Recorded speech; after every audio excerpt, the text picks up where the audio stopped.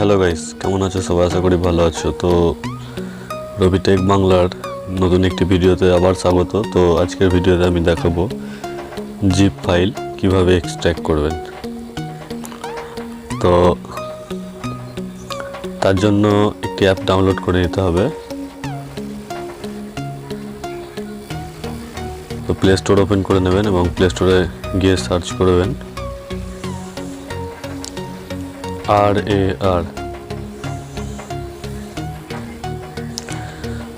তো খুবই কম এমবির অ্যাপ এটি, হয়তো 6 এমবির কাছাকাছি। তো আপডেট দিয়েছে, আপনারা ডাউনলোড করে নেবেন। আমার অলরেডি ডাউনলোড করা আছে। এরপর অ্যাপটি ওপেন করে নেবেন।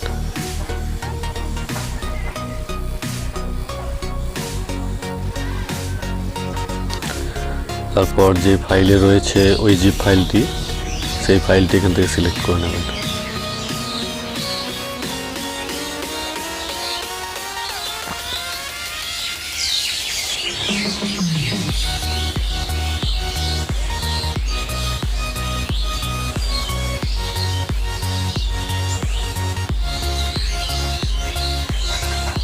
তো ঠিক এরকম একটি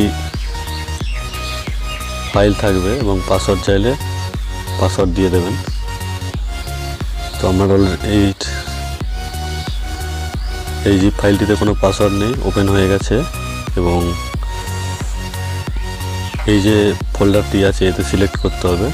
তারপর এই কোণে এই যে আরও চিহ্নটি রয়েছে এতে ক্লিক করতে হবে এবং ব্রাউজে গিয়ে যেই ফাইলে রাখতে চান ওই স্যাম্পলগুলি বা ফাইলটি তাতে সিলেক্ট করে ওকে করে দিতে হবে। তো তাহলে এই জিপ ফাইল এক্সট্রাক্ট হয়ে যাবে। ধন্যবাদ বন্ধুরা, ভিডিওটা আপাতত এইটুকু।